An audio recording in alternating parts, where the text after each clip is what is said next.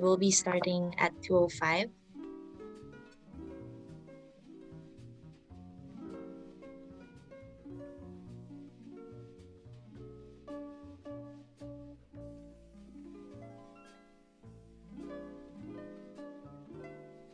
Okay. So good afternoon to our students and the overall audience that we have today, and welcome to the final leg of Vote Right 2022, the voter education series hosted by Democracy Watch in partnership with the Strat-based Albert Del Rosario Institute and the Commission on Elections. My name is Kim Bay, Program Coordinator of Democracy Watch Philippines, and your host and moderator for today. So we had the Vote Right launch in February, and we hosted the second leg, the Visayas and Mindanao leg, back in March. So today, a week before the elections, we take some time off of our busy schedules to land or to park our voter education series. And we hope that you will find today's activity meaningful and that you will have key takeaways as we enter this last stretch leading up to the May 9 polls. So, similar to the March installment of our series, we will be conducting a few interactive polls later in the program. So, please log on to slido.com for those of you who would like to participate, and we will be using that platform later. So, without further ado, first up, I would like to introduce the president of the Strat-based ADR Institute, Professor Dindo Manhit, to give the opening remarks. Professor Dindo is the founder and managing director of the Strat-based Group and president of the policy think tank, ADR Institute. He is a well-regarded strategist who has built a winning public affairs campaigns integrating message development, public relations, and mobilization of grassroots support. So, Sir Dindo, the floor is yours. Thank you, Kim. Good afternoon to everyone, and welcome to the last of our series of virtual town hall discussion that we entitled Vote Right 2022. I've always wanted elections in the Philippines to be driven by issues. But issues should reflect what our voters want, because at the end of the day, elections, as people campaign to be elected, they should reflect or address concerns of the Filipino voters. It reminds me of a data that we have from March survey of our partner, Pulse Asia. As we have practiced during the pandemic, before the pandemic, and during the election campaign, we have noticed, though we have suffered, dealt with the health to this continuing health crisis of the pandemic, it's the economy that seems to drive the concerns of the Filipino people. If I will use our local language, Filipino, controlling inflation or presyo ng bilihin. Pay of workers, jobs, trabaho at kita. Poverty, kahirapan. And with kahirapan, I always add gutom, poverty and hunger. But always part of any identification of concerns is this concern of governance. How do we fight graft and corruption in government? Or how do we institutionalize transparent, accountable, and responsive governance in our country beyond the election? And as we track this most urgent national concern in our institute, which we are proud of being data-driven in our analysis, we try to ask, and I will share in my next slide, what are we looking for in a candidate? So early on, at the start of the campaign, we asked this across geographic area, if you've noticed, Luzon, Visayas, Mindanao, across social classes. And when you see this result, we might have this challenging way of accepting this result vis-a-vis preferences that we hear of by the public. But this seems to be what we're looking for. Untarnished character, untarnished reputation, not corrupt. That's a good value to look for in a candidate. Has a clear program or platform of action, very important, such as to put substance in campaigns. Candidate that will offer us programs, clear policy initiatives, and has extensive experience in government. Because what's the use of good statements, slogans, if there's no good track record?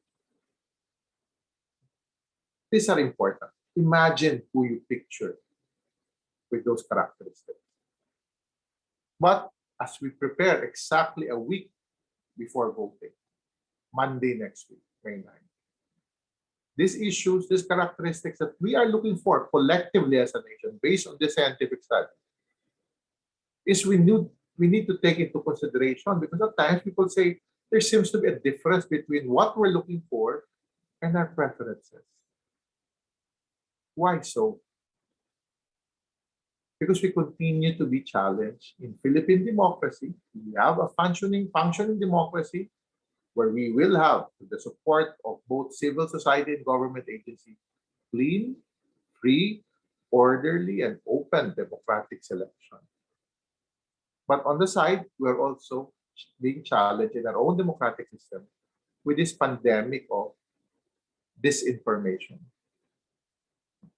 We have heard the rise of disinformation not only during this election period, but even before it, with Filipinos not really knowing through different platforms if they're being engaged by organized disinformation campaign. One of our partner institutions from the United States will actually share with us, I think, on Wednesday, the report on trolls in the Philippines during the election period. So I am concerned as a Filipino voter, as a Filipino citizen. We need to address this.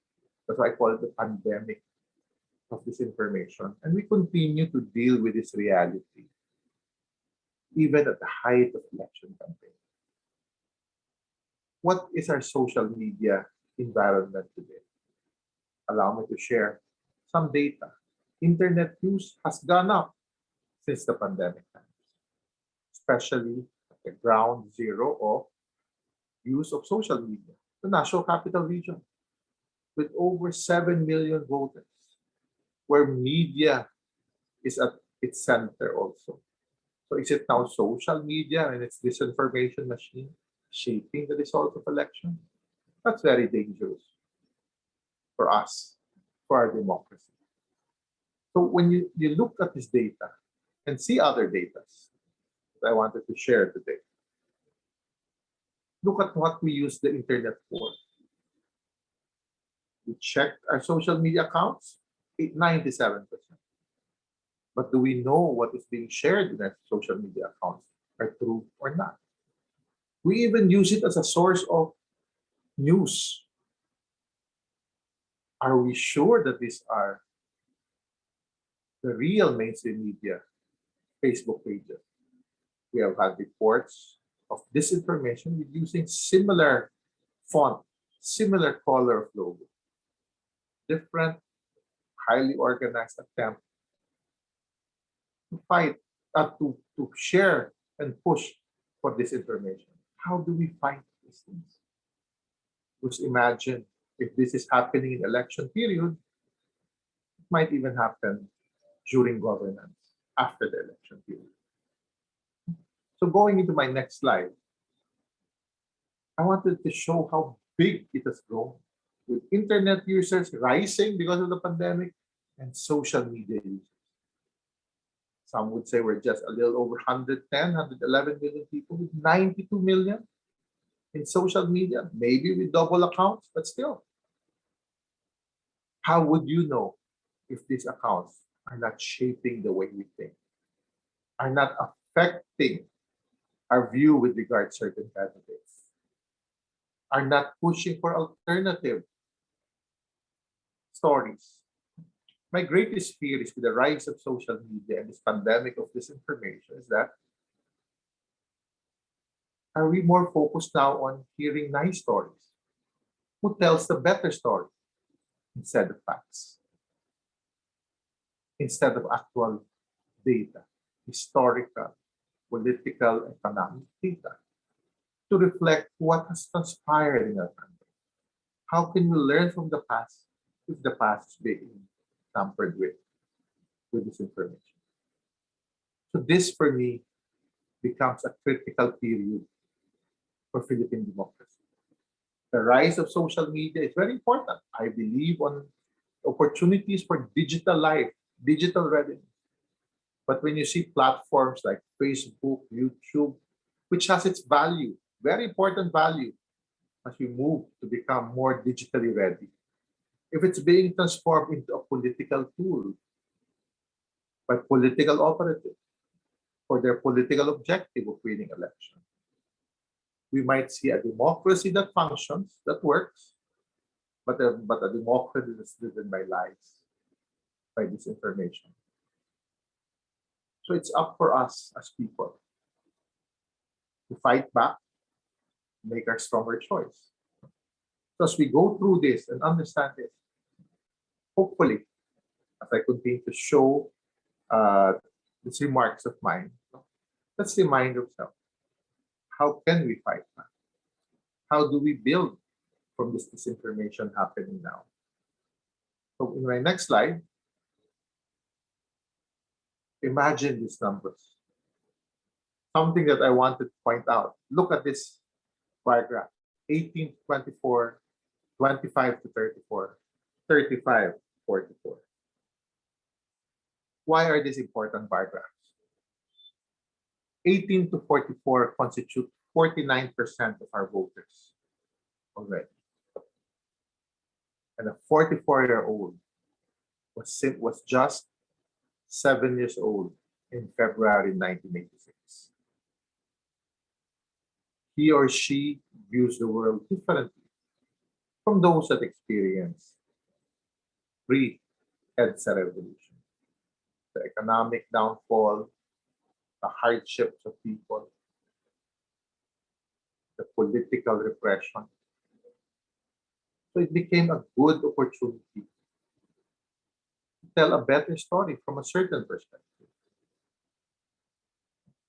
And this becomes a battleground now for a 49% of population that nearly constitutes 50%, half of our population, our voting population.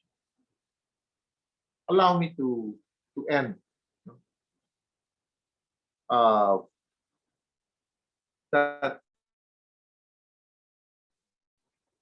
the truth must be told. And we have argued in Democracy Watch, and Strat-based ADRi Institute. It must be told again and again. Proof that's supported by facts, proof that's supported by data. Government, very public, official data. So it does not drown in the well-funded deluge of lies and disinformation happening during this election season, shaping our political environment. More than ever, we need to make a stand for the truth. We need to keep fighting, organize political machine that continues to spread this. Truth must prevail, not deceitful narratives. We deserve a better democracy. And from this election, we deserve governance that is based on truth, on responsiveness, and not spins. Again, good afternoon to all our participants, and thank you for joining us this afternoon as we continue to encourage people to vote right in 2022 election. Thank you. Thank you, Professor Dindo.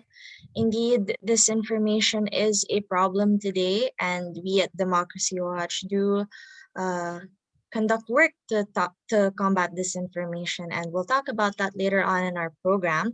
But Professor Dindo also mentioned how technology is playing a role in society today and in the election landscape, and I think that's a good way or a good jumping off point to introduce our next speaker, who will be talking about vote counting and automated elections. So we have Dr. William Yu. the IT Director and a trustee of the Parish Pastoral Council for Responsible Voting.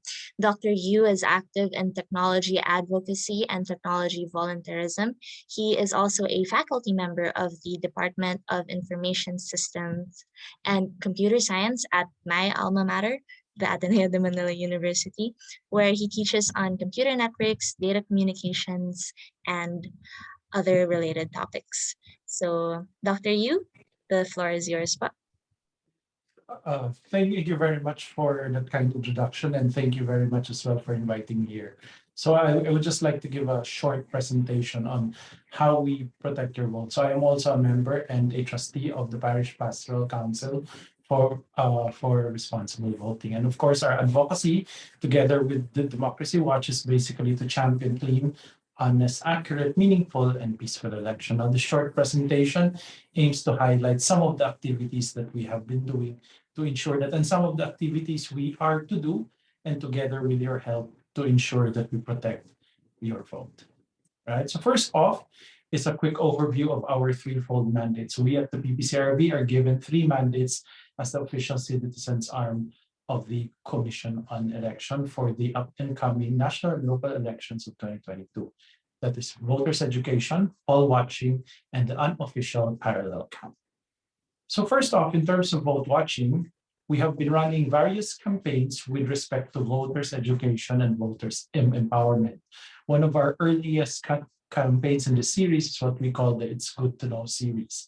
Now, this particular series is much more much more technical series. We ran this earlier in the election cycle, and it basically aims to focus on the technical aspects of the system. And the reason why we decided to focus on this is, of course, to try to quash or to focus on what is true and the facts with respect to the election systems. The second program, which we are currently running, is the Makaka Pilipinas series, right? So you've probably seen this for those of you who attend church. They have been playing these videos, and we've been running a series of voters' education campaigns based on values espoused in the Philippine Constitution. We focused on the 16 values that are mentioned in our current Constitution, and that we encourage voters to use this as the basis for their voting. Now, the campaign has been running since then, and this is some summary of the 16 good values that we have extracted from the Constitution as the basis for this campaign. And of course, since it is a basis for us as good citizens, it should also be the basis for our future leaders. Here are some screenshots or some pictures on the campaigns. We did a Train the Trainer series earlier in the year, and this is an ongoing series that is being played and run in various parishes nationwide. As part of PPCRB, our focus here is to basically allow values-based selection of our future leaders. Okay, then here is, of course, the barcode and the link for all the voters' educational materials, which has been made available to the public. We have also posted and shared this in our Facebook page, and it is also available in the PPCRB website at ppcrb.org. Okay. And of course, voters' education is not limited to what we at the National PPCRB have been doing. Every diocese nationwide and our voters and our partner institutions, such as the Democracy Watch, have been running campaigns as well for voters' education. Here's just some of a few that we have seen, and there are much, much, much more. Okay. The second mandate of PPCRB is poll watching. Of course, we have been using all automated election system since the elections of 2010. And therefore, there is both manual poll watching and there are electronic poll watching as well. There are many activities that we have been doing. So, for example, things like the source code review and trusted build, we participate in to ensure that the code has been properly reviewed. We also participate in other activities such as the pre-ballot activity at the public warehouse. There's also volunteers who observe the ballot printing.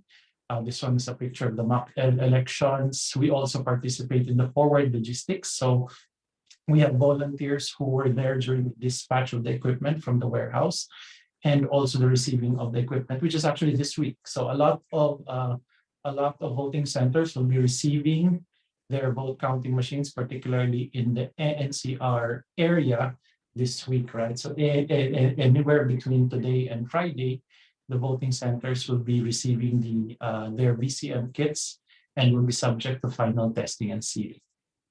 Of course, we also participate in post-election activities. This is a screenshot of our investigation of the so-called 7-hour glitch in 2019. So that's part of the things that we're doing behind the scenes as your citizens are. At the same time, we have many, many volunteers as well who also provide poll watching activities and services in the field. One of our key activities is what we call the Voters Assistance Desk. So parishes nationwide have mobilized hundreds and thousands of volunteers to basically provide these services. So one of them, again, the Voters Assistance Desk, so that it will help you determine which clustered precinct you are supposed to proceed to once you get to your voting center. We also have created a number of applications, such as, for example, our Voters Assistance Desk application called VASC, and we also provide a service that allows volunteers to find your particular voter location. At the same time, we also encourage you as voters to proceed to Comelec Precinct Finder to validate the status of your registration. Now, just because your entry does not appear in Precinct Finder, it doesn't mean you're necessarily not a voter. You can still approach your election officer, or you can also approach a PPCR volunteer to help validate. All right. So we provide the voters assistance desk. At the same time, some of these pictures are also poll watching activities. You will see pictures here of volunteers who are participating during the final testing and sealing, and some election day activities as well, including poll watching at the actual polling place, right? And of course, in addition to that, we also support various activities such as those polling places that do not have accessible polling places, and therefore we also help PWDs and senior citizens vote. Although for this particular election, each polling place now has an accessible polling place, or an EAPP, where senior citizens and people with mobility issues can actually cast their vote. Then, of course, as part of our activities, we do observe as well the forward logistics, reverse logistics of equipment. And these are some screenshots of some of our volunteers. So whether via car, motor, barko, or kabayo, binabantayan po namin yung gamit sa election. At the same time, we also have the third activity, which is the unofficial parallel count. Now this is part of our mandate to ensure that there is no digital dagdag bawas. This is a summary of how transmission is done. So every VCM will transmit 3 times, right? One to the Municipal Board of Canvassers, to the transparency server, and to the central server.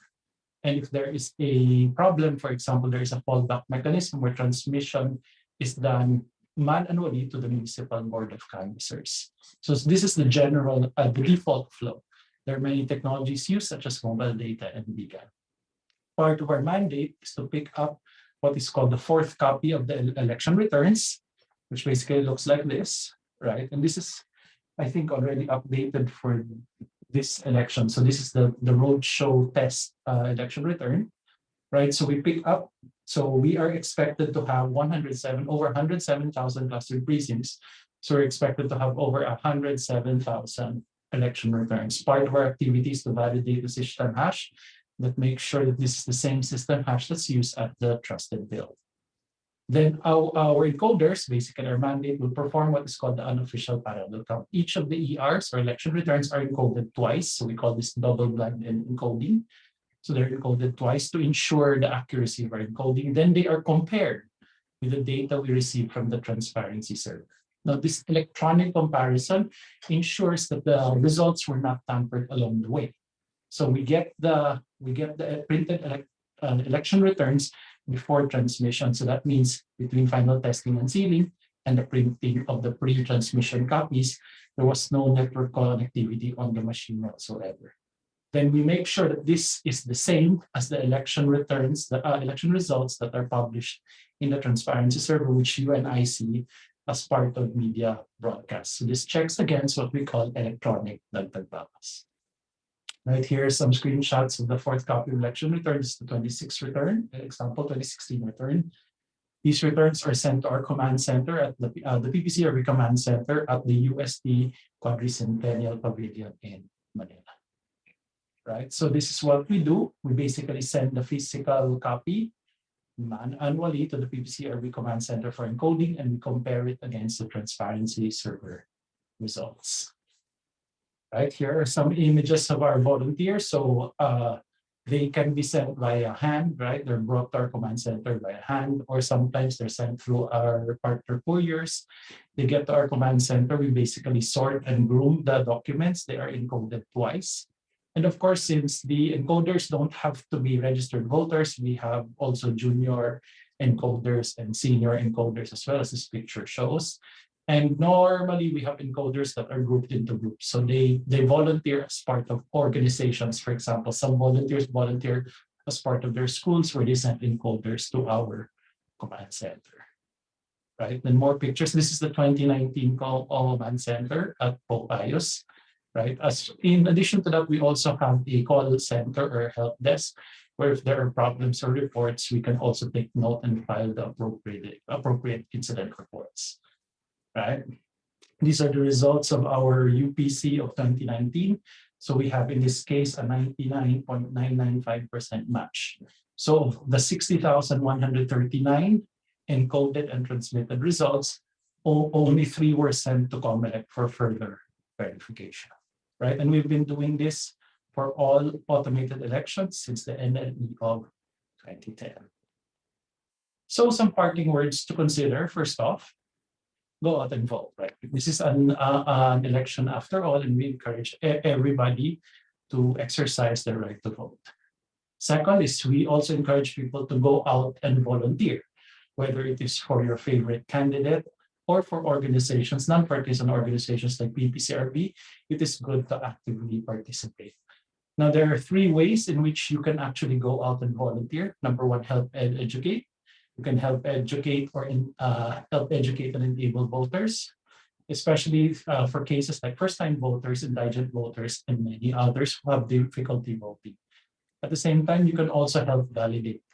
You can join PPCRB or groups like PPCRB that do encoding as part of our UPC activity that guards against tagbawas.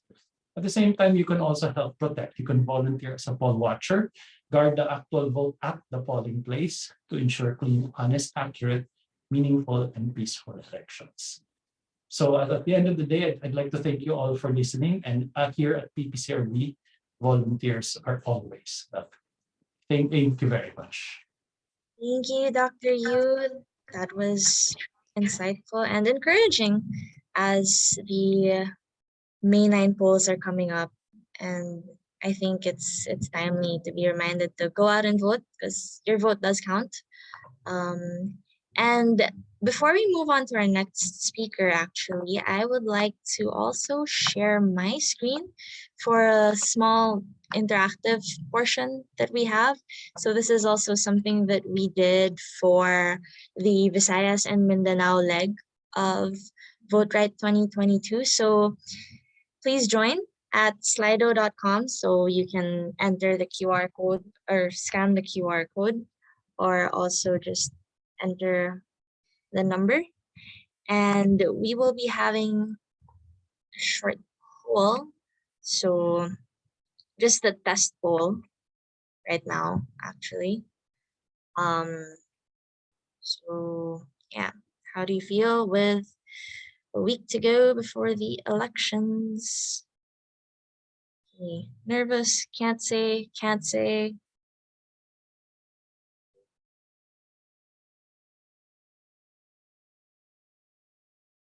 We have quite a number of students participating today.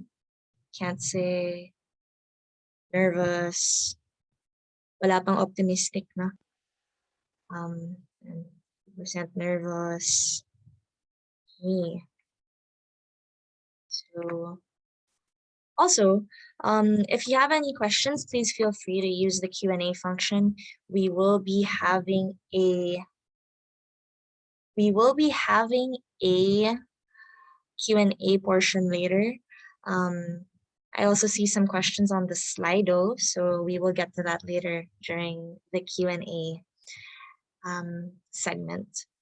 Also, Director Jimenez will not be able to join us today as he is in the thick of preparations for next week's polls. So, yeah. Okay, so 50% nervous. Gusto ko yung may isang optimistic. Go kuya or go ate. All right. Okay, so yeah, that's just the warm-up poll, just to get you all familiar with the platform. But this is the next question now. So what issues would you like candidates to address in this last week of campaigning? So there's 5 days, 6 or 5 days. There are 6 or 5 days left for campaigning. Campaigning ends on May 7th.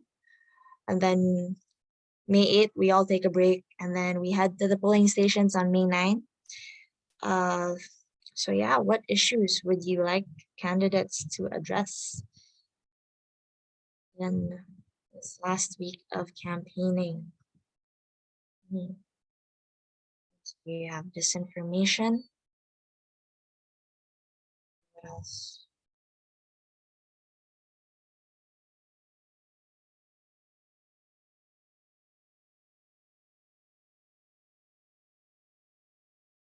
Historical revisionism. Okay. Clear and strategic economic agenda. No one has it. That's very interesting. It's too late. Oh no. Okay. School system, tax, failing economy, education, corruption. Yeah, I think education is a very important topic also, given that the pandemic has significantly impacted our schools, corruption, vote buying, pandemic of information, I'm guessing pandemic of disinformation. That's something that Democracy Watch and even Strat-based ADRi Institute has been addressing for the past year or so. Okay, so thank you for weighing in. This is interesting, and I see some votes on disinformation as well in our word cloud. Pandemic, okay. Yeah, disinformation.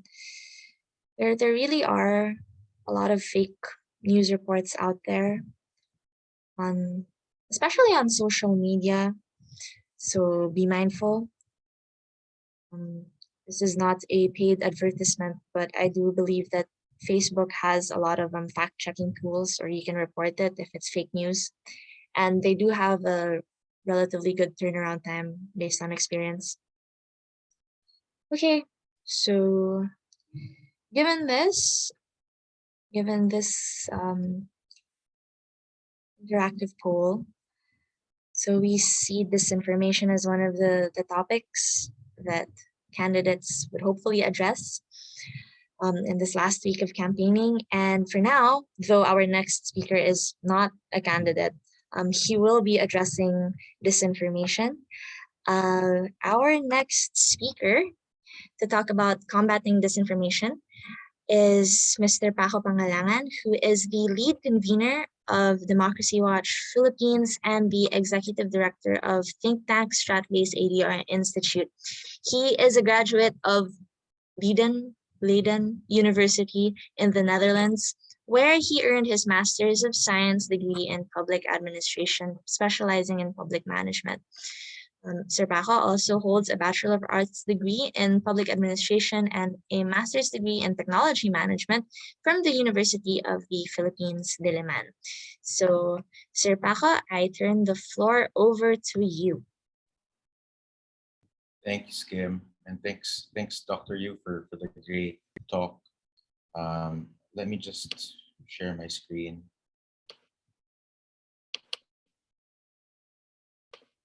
Kim, can you confirm that this is indeed working?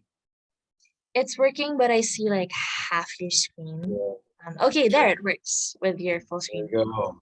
Yeah. All right. So good afternoon, everybody. Thank you for joining us on the last leg of our vote right voter education initiative.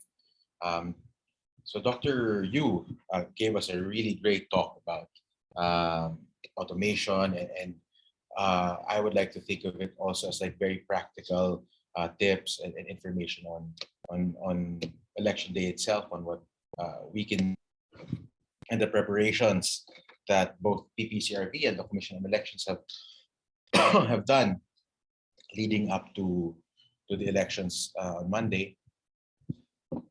Me, I want to talk to you guys about another challenge that we see that we're seeing for the 2022 elections, and in particular, that's combating the pandemic of disinformation. Um, if you could just give me.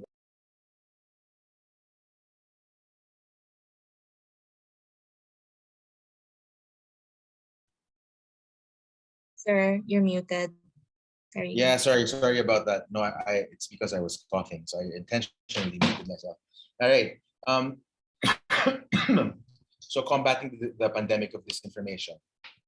So as you know, our Democracy Watch, you don't need to hear about this anymore. I'm sure Kim has already, and Professor Manhit have told you a lot about the organization.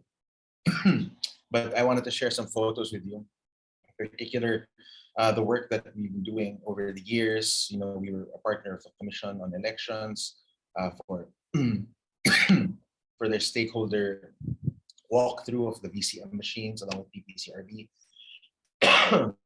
We also work closely with the committee, the committees in the House and in the Senate, talking about electoral reform.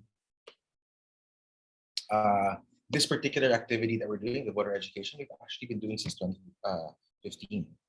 Before, of course, before the pandemic, we were able to go around along. You can see actually there's Doc Arwin of PPCRV was also there. PPCRV was our partner for this when we were doing this live version of this voter education campaign, and we used to go around to the different universities, talk about election issues, automated elections, and we also took it as an opportunity through our partnership with COMELEC to go and bring around the voting machines and some sample ballots so that students, first-time voters, would be able to try out the machines and, of course, build their confidence that their votes will be counted on election day. Unfortunately, we're not able to do these school-to-school visits because of the pandemic. But I think what this pandemic has been able to give us, at least, I think the silver lining is we were able to reach more students. Like Kim said earlier, we've spoken to students, hundreds, if not thousands of students from Luzon, Visayas, and Mindanao, something that we were not able to do before this version of our voter ed. Of course, now the issues have also changed, not only the way that we engage students, but the issues that we talk about. In particular for 2022 elections, combating disinformation is really what we think is a key challenge. What we like to think, I remember I was part of this discussion before where we were contrasting, people were talking about being a smart voter, and this, I think, a bad way of coining it, yung mga bobotante. And one of the points actually that we raised, though this terminology, this dichotomy of how people view voters as either smart or bobo is actually wrong, because I think what we really have is we have either informed voters or less informed voters. And the challenge really for us is because we do know that Filipinos are interested in voting. They're interested in what happens to their future. They have all of these issues that they want to be addressed. And they feel like the elections is a venue or a chance for them to pick leaders that will help address these issues that they face.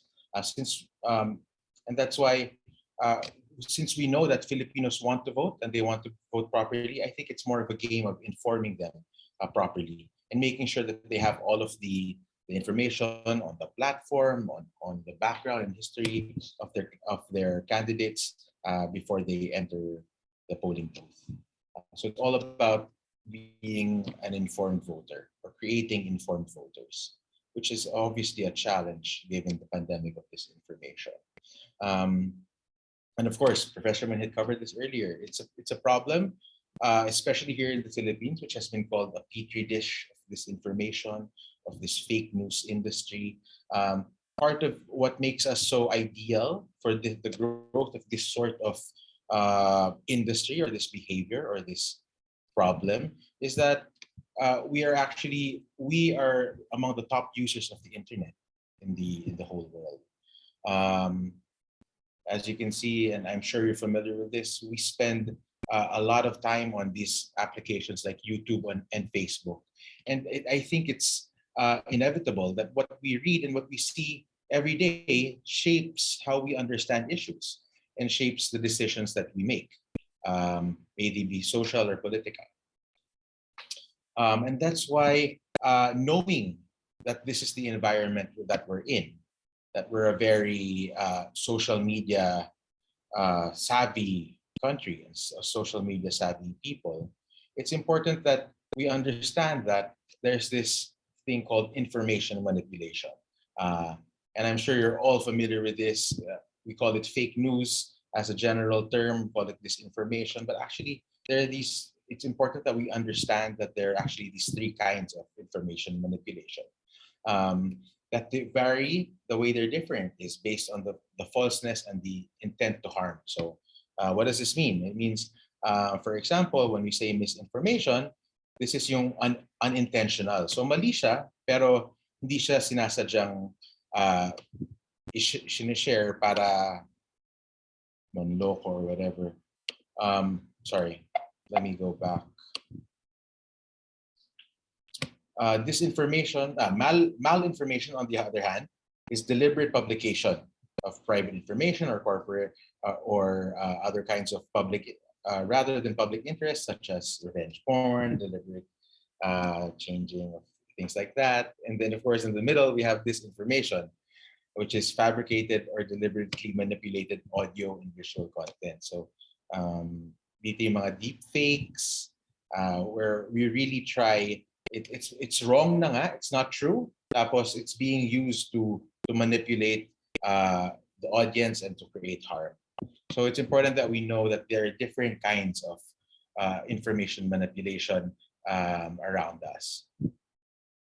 So there, information manipulation is a set of tactics, and it's important that we know that these information manipulation, this fake news, this information, whatever you want to call it, is actually is a thought out and a strategically implemented by well-funded groups, right? It's important that we know that. It's important that we understand that when we go online, people know that there are certain parties, right? Certain bad actors, if we want to call them that, that know that there's an audience online that is easily swayed by what they see on social media. So they purposely use information manipulation in order to shape how we behave. So what can we do knowing that this is what's happening? Again, the whole goal of our presentation today really is to, of course, raise awareness for this information, but also give students some tools and resources to be able to fight this information. So one thing that we can do is obviously be a critical thinker. So it's easier said than done, no? But being a critical thinker means identifying the sources of information that we look at, that we read. So one way of doing this is they call it triangulation. What does that mean? It means every news article that you see, everything that you see, you at least check 3 different news sources to confirm that what you're sharing online is actually accurate. Another is called lateral research, where you actually open up a lot of tabs on your browser, right, on this issue, to see if it's consistent, if it's really true. So I think being a critical thinker really means, especially as students, it means doing your research and making sure that the information that you share, that you verified it, that it's true. Another thing that you can do to be a critical thinker is to diversify your perspectives, right? So oftentimes you always see now, like on TikTok or whatever whatever social platform you use. There are these micro influencers, these bloggers, right? Bloggers. And if you just take what they say as fact, then you're not doing yourself any favor. So that's why what we really encourage is that you diversify your perspectives. That means don't just like one news source, seguro, on Facebook, but like many and follow many, so that the perspectives that you get the different perspectives that these different outlets are writing about. And that's how you can become a critical thinker. Yeah, be aware that these message you interact with are crafted. So that's what I was getting at earlier. Na alam natin dapat na all of these messages, lahat ng mga narratives na to, lahat ng mga memes na to, ginawa ng usually a professional team in order to spark some sort of reaction in us. So if we know that, then we'll be able to be more critical and analytical about the things that we see online. Again, part of being a critical thinker is knowing that there's these common types of information manipulation. So there's polarizing and divisive content, which tries to inflame political, racial, religious, and cultural divides, delegitimizing narratives, political suppression narratives, hate and harassment and violence. All of these kinds of information manipulation that's happening. And it's important for us to be aware of them. And that's why actually towards the end of this presentation, I share some links that lead to some resources that we think are useful for students, especially to learn more about these important issues. Another thing you can do, aside from being a critical thinker, is to be your own fact checker. So we already touched on this earlier, right? About triangulating and doing some lateral research. But I think being a fact checker also means knowing where to look, right? And that's why we have, I cited two websites here. One is Verifiles, and another is check.ph. Check.ph is actually a group that we've worked with that is based in the University of the Philippines. And this is journalism professionals really here who work to do research and to debunk fake news as they see it. So I think really as we move forward towards the elections, we have a few more days that we be our own fact checkers and share these resources with our family and friends. But at the same time, even after the elections, I think that these websites, these fact checking and being critical are important things that we keep in mind and we keep on doing because this information won't stop when we head to the polls on May 9, right? Another thing that we can do is be a digital advocate.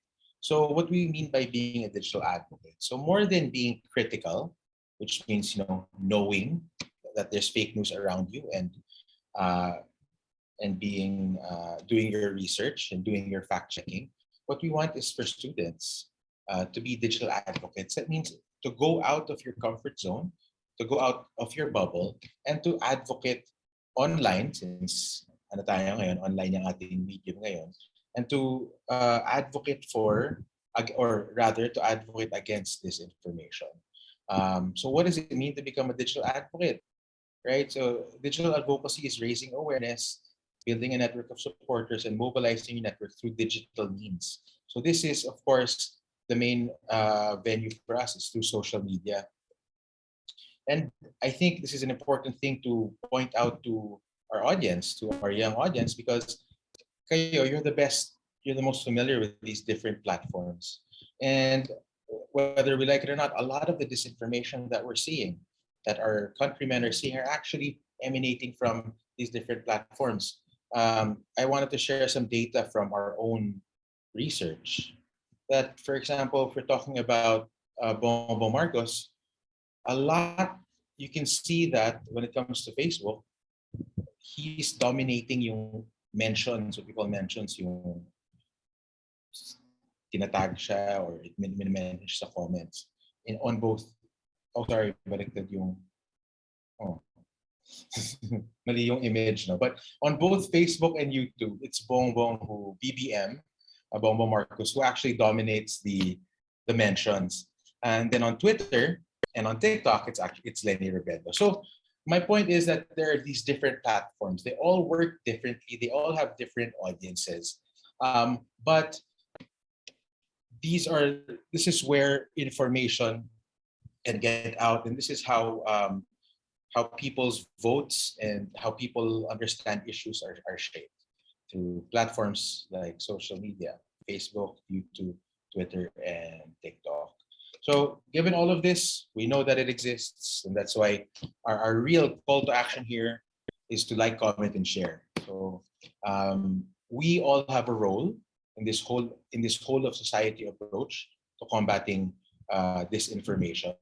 And what we can do is to like, comment, and share, right? These four things. So liking, obviously, is because we know that the algorithms of these social media platforms, they look at how certain posts and certain content is behaving, how it's being reacted to, how it's being engaged with.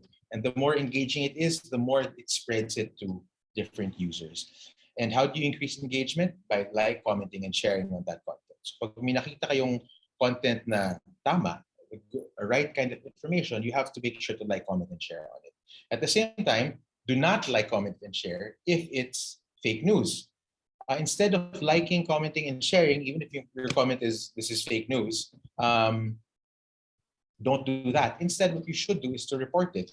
Let me see if I have here so each of the platforms that I was sharing with you earlier, actually each has its own way of reporting fake news. And something that I learned myself recently is it actually doesn't take much for say Facebook to review something that's reported to them. So before I had this idea, akala ko that many people had to report something for it to be flagged by Facebook. It turns out no. All you need to do is one person has to report it as fake news, and Facebook will automatically review it.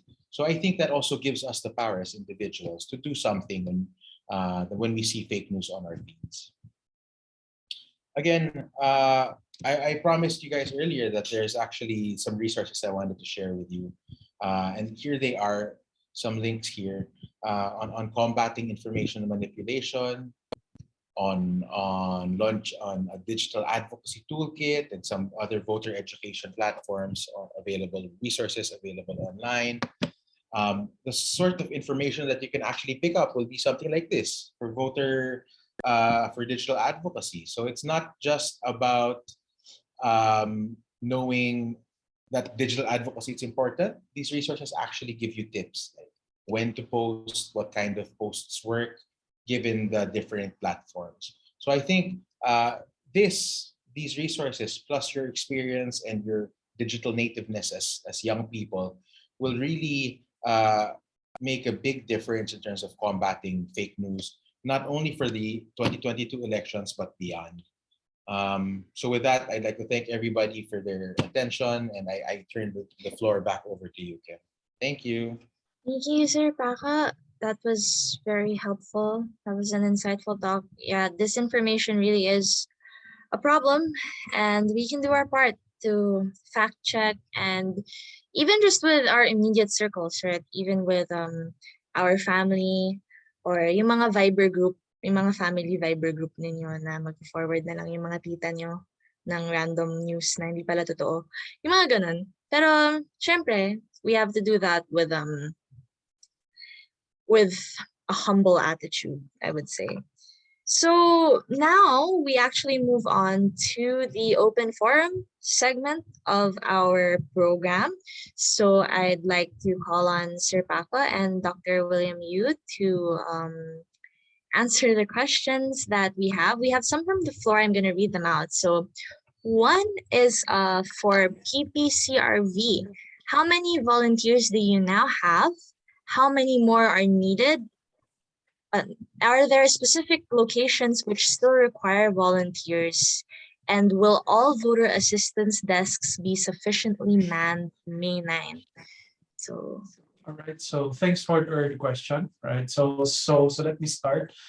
We do have right now. We do have over 300,000 registered volunteers already. Our target is actually 350 for this election at least. Right now, given the nature of our presence and our distribution as being parish-based, of course, you can already imagine that those volunteers are probably clustered to certain areas. So definitely, we do have a shortage of volunteers for particular locations. Also, there are some parishes that are just starting to mobilize now.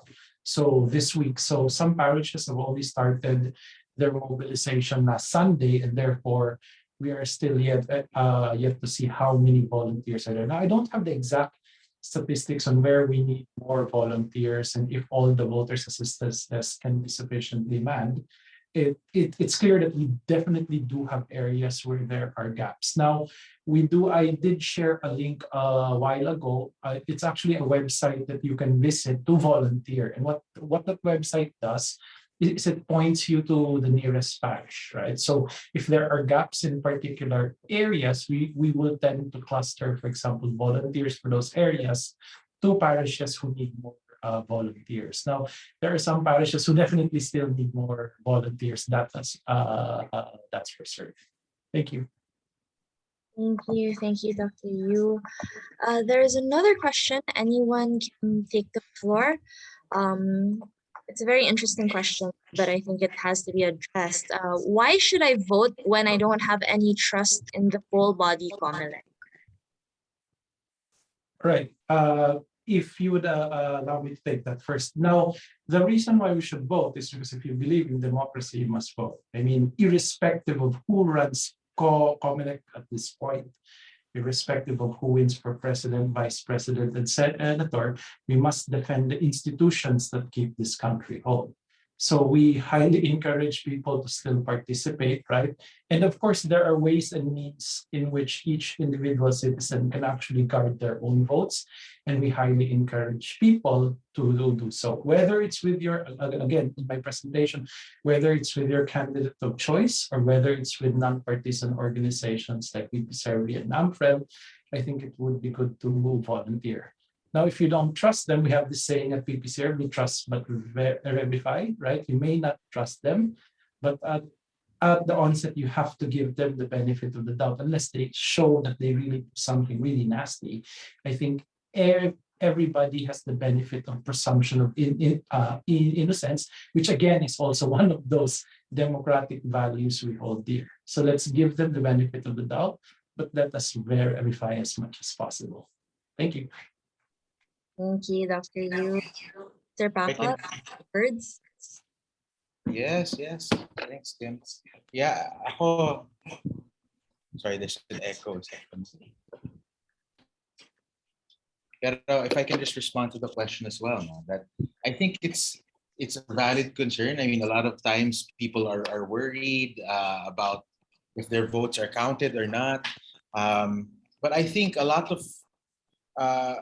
of work is already being done at the COMELEC level and even at the civil society level, like PPCRV, as you watch, to ensure that may nakabantay, right? So kung may mangyari man na cheating on the end of COMELEC, there are mechanisms in place and people watching so that if something does happen, that we know that it does happen and that we as a people can do something about that. So I think that's very important to note. And of course, alam na natin, like over the last, diba, Dr. Yu, COMELEC has actually been increasing a lot of the transparency initiatives or mechanisms since the last election to have more involvement from the public. I think I showed the photo earlier of the walkthrough of the VTM machines. So meron silang mga activities na gano'n, hopefully to increase the people's trust in the process. So yun lang. Thank you. Thank you. Yeah, I think you both gave very good answers, and it is still worthwhile to vote to really protect our democratic institutions. And there is a sort of related question about voting. Someone said, I think there should be a minimum requirement or minimum requirements before an individual gains the right to vote. Example, tests like history, good background, etc. Do you agree with this? Okay, so the answer is no, right? So anything that disenfranchises or allows you to discriminate voters, I think it's a hard no. The problem with that is you create groups, right? There are suddenly those who are entitled to vote and those who are not entitled to vote. And of course, the valid democracy is that we all get exactly the same one vote, whether we're educated, not educated, whether we pay taxes or not pay taxes. Now, of course, there have always been and initiatives to increase, for example, requirements for people to vote, but they can also be easily exploited, right? So those that are disenfranchised, for example, will further get disenfranchised the more votes we have. All right. Thank you. Yeah. If any, thanks. If I can add, no, if anything, instead of changing, limiting, or putting requirements on who can vote, I think what we need is requirements on who we can vote for, right? So things like dynasty, they're still there. Alam naman natin and I think the institute, the think tank that I work with, has these studies pa nga that show that with the growth of dynasties, lumalaki yung inequality between the rich and the poor people in that province. So, I mean, there are these things that my point here really is that if there's something that we would change or add requirements to, perhaps it should be on who can run. Diba? Ang ano nga is, tayo, we have to apply for NBI clearance before we get the job. Pero yung mga kandidato, pending cases, nakakatakbo pa rin. So I think, if anything, that's the side of the equation that I would be more interested to add requirements to. Yeah, I agree. It's hard to create more layers that will hinder people from participating. I mean, even voter registration in itself is an effort for the person to go out and prepare to vote. So to add tests or layers might be a little, well, not a little, is not very helpful for the functioning of our democracy. There's another question that we'd like to ask. So, Dr. Yu, you mentioned earlier about strengthening or protecting our democratic institution. So, what role do you think the youth can play not only in the coming elections, but even beyond this, regardless of who wins the coming polls? Right. So thanks for the question. Of course, the youth today are the adults of tomorrow. So at the end of the day, we're all part and parcel of this country, a citizen of the country. So we are all, I mean, we all have skin in the game with respect to the future of what this country will become. Now, of course, it is always our hope that things get better every cycle, right? It may not be perfect now. It may not be perfect in the future, but we hope it just gets better and better. And an educated youth always helps, right? That's one. Two is we also need them to get involved. There is this pandemic of apathy that actually started, and a lot of the reason why we did 2019, we did year youth theme for PPCRB for the 2019 elections was because we found out that a lot of youth are actually not registered voters. So they actually don't vote. I mean, they complain, they're in social media, then suddenly when it's time to vote, they're actually not registered.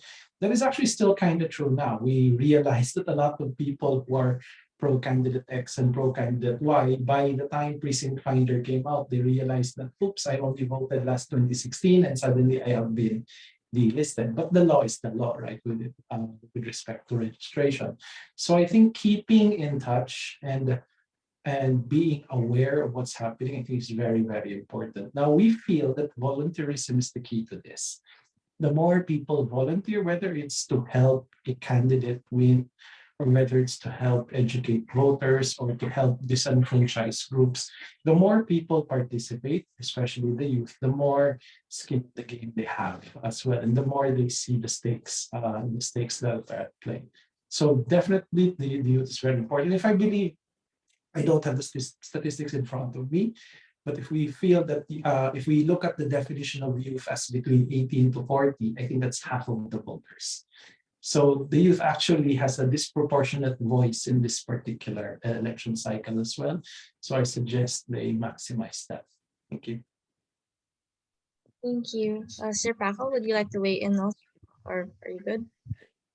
Yeah, you were asking about the role of the Youth, youth. yeah. All right. Yeah, And ako. So I mean, just to add siguro and to reiterate some of the points that I had raised earlier, I think the youth have a big role in fighting disinformation. Um, I think see Dr. Yu raised a good point, right? The youth of today are the adults of tomorrow. And if you think about it that way, it really becomes worrisome from through the lens of disinformation. Because if so many youth now have already been fooled by disinformation or buy into this disinformation because they're not thinking critically, then what makes us think that something will change between now and 6 years from now in the next presidential election? We'll just see this vicious cycle happen again, where these now adults will still be voting based on how social media is shaping their interpretation of things. So that's why I think at a very early age, I think it's important that we instill this, voter education and critical thinking as important parts of being citizens, right? So, of our civic education, because it can have long-term detrimental effects on the country if not, kung hindi siya ma-observe during their developmental years. Thanks, Kim. thanks, sir. Yeah, that what you said actually also reminded me of what Doc Arwin Serrano of PPCRV also said in a previous forum. He mentioned yung mga 18-year-old na boboto ngayon, in 6 years time, they'll be 24, 25, and parang they have to imagine what life would look like for them in the future, and they have to consider that in mind when they cast their votes. I find it interesting also, Dr. Yu, that you mentioned the pandemic of apathy. Personally, that's the first time I've heard that, but it makes sense. Back when I was a university student also, we had problems with our student council. No one was voting during the student government elections. And we were wondering, is it a problem of people just not caring about student government or government anymore? But then you had students very active in advocacy work, a lot of volunteerism also. So I find that dynamic rather interesting, and I think that there really are a lot of active volunteer groups in the country. That's quite encouraging also to see a lot of people still band together for a certain cause, and also try to engage with government as well. So If you would allow yes, me as well, and we can actually see that work. Right? So, for example, in 2016, so I personally have been involved since 2010. In 2016, we observed that a lot of our own volunteers, youth volunteers, were not registered by ourselves, right? So we would recruit them, we would have them participate more. There's no delicate way of putting it, but historically, the age base of PPCR volunteers would normally be on the older side of the spectrum, at least traditionally.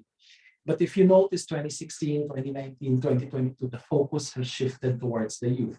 In the run-up to the 2022 elections, of course, we were also afraid that if pandemic restrictions would continue to be in place, then maybe our traditional volunteers may not be able to volunteer. As a matter of fact, many of our traditional volunteers have quote-unquote retired from PPCRV for many reasons, but we feel that sometimes it's also health reasons. So we have had a shift in demographic as well. Now, as we get more of these volunteers, youth volunteers to participate, we also realize, we also observe that they themselves are realize that, oh, I have not registered. So for the next election, I will make sure I will register. That's one. Two is, we also realize that people don't vote for barangay elections. And we also realize that people only vote for national presidential elections. We also see that they only vote 2010, 2016, then supposedly 2022. So there's also that group of people where, they've decided to only participate in a certain way. But we realize that because our volunteers are volunteers, they actually vote more, and they vote on all the elections instead of just specific elections that are quote unquote big or very publicized. So we see that. Now, on the last point is our question. I mean, when I was in Ateneo, we did have a student council crisis as well, right? So during my term, it was a shift as well, because there was the challenge. Again, the apathy, people just didn't vote, and there were no representatives. So it got really, really bad that the student council had to rebrand themselves. And not to mention names, my batchmates include some politicians right now. So I'll not just say their names because they're still around. But they moved to reinvent, for example, the student council. And every so often, I think we have to reinvent ourselves as well. Priorities have to change. We at PPCR, we have to reinvent ourselves as well. So there is that, and I think that's part of the dynamism that democracy brings. Thank you. Thank you, Dr. Yu. That's very helpful to hear, and I agree there should be that continuous adaptation to the environment and reinventing ourselves, but still, of course, still keeping our core values intact. Um, Someone's asking in the chat box, just to clarify with Dr. Yu, the website of PPCRV says you have a goal of 500,000 volunteers. You mentioned earlier 300,000. What is the accurate goal? Yeah, so in the early part of our planning, we were really shooting for 500,000. Then we did the math and we counted the number of clustered precincts, 107, the number of voting centers. We actually don't need 500,000, right? So it's effectively 107 times 2 plus number of voting centers, which is about 440,000, and maybe 5 people per voter's assistance desk. Now, 500,000 was assuming that people would take shifts because the election is long, 6 a.m. to 7 p.m. If you had 2 volunteers to cover that particular period, that would be enough per polling per cluster precinct. So we originally sought out to get 500,000. We revised our goals to 350. We're kind of going to hit the 350 mark. Now, 350 is the normal number of volunteers we get at a midterm election. So we're hoping we can get more than that, but that's the minimum, right? If we get more, that's always better. Okay. Thank you, Dr. Yu. Yeah, I personally volunteered for the parallel count of PPCRV when I was a student. It was very fun. Very nice. Back in 2013 and 2016. Yeah. In yung command center po sa Maynila. Yeah. So thank you. That was interesting. Okay, I think we can wrap up soon, but we're actually quite early. We're ending quite early, but last question would be any final words for the students or participants in today's forum, both here in the Zoom and on Facebook Live. Do you have any final words to encourage people as the May 9 polls are drawing ever closer? All right, so thank you. So let me start. So I'll just share my screen again. So this is how you can volunteer. You can scan this code. It basically brings you to joinppcrv.org.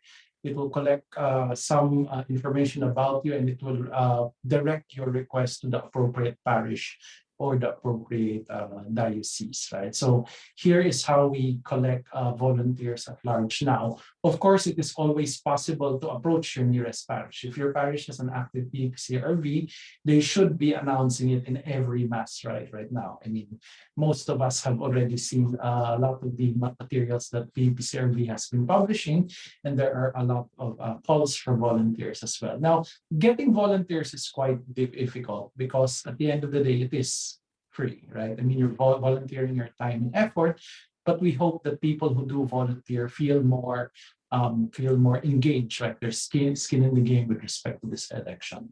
And as a parting word, this is our country. It is the only country we have.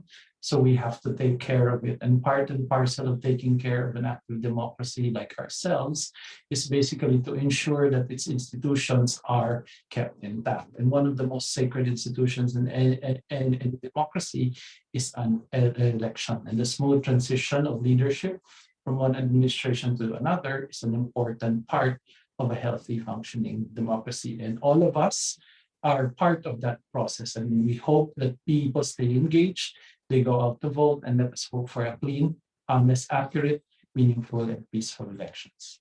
Thank you. Thank you, Dr. Yu. Sir Paco? Yeah. Yeah. So thanks, Kim. If the, just last words. I think definitely we have to. We should come to the realization that the Philippines has a disinformation problem, and when we accept that and we realize that, then that's the first step to begin to address it. Just to reiterate, of course, in terms of some last words that I do want our participants to take with them is that this information is around us. It's being strategically implemented to sway us, to manipulate us, and it's only through critical thinking and fact checking and through proactive digital advocacy and through offline advocacy through with our close family and friends that we'll be able to combat it. Obviously, our sights are set on combating it in time for the May elections. That's just a few days away. I hope that I think that there are things that we can still do to make a difference before then. But I think the tools and the resources that we've shared here with our participants will be valuable not only for the elections, but moving forward, since this problem, this pandemic of disinformation will remain, and it is up to us to combat it together. So that's it. And thank you again for this afternoon, for the time. Thank you, Sir Paco. And thank you, Dr. Yu, for your parting words. So to formally close the program, I would just like to reiterate a few points that came out of our time today. With a week to go before elections. Number one, volunteer if you can. If there is a PPCRV, is a parish near you where you can volunteer, and you are able to go ahead, it is, or not even PPCRV, but any other group of your choice, like Dr. Yu was saying earlier. Number two, still vote, even if your trust in certain institutions or even in the poll bodies aren't as high, you still have the responsibility to protect the democratic institutions of your country. Like Dr. Yu said, we only have one country and we are to take care of it. It is our responsibility as citizens to do so. And part of taking care of our country is identifying fake news. And we had a portion on that earlier on how to do so. Please check the Strat-Based ADR Institute website. We will be posting the presentations, especially on disinformation, so that you can get, you have a reference point for it also. And yes, so finally, with the close, or as May 9 is very close, I would just encourage everyone to still participate in any way you can to encourage people to vote and to combat fake news. So thank you very much for today. Thank you for your time, to our audience in Zoom and to our guests on Facebook. And for those who also need e-certificates, please feel free to email the email attached to your Zoom registration link, but I will send it in the chat box now. So yeah, thank you. Thank you for your time and have a good week ahead, everyone. So everyone. Thank you. Thank you, everyone. Thank you, Dr. William. Thank you, Paco. Kim, thank you to our Thanks, participants. sir. Thank you. Bye. Bye.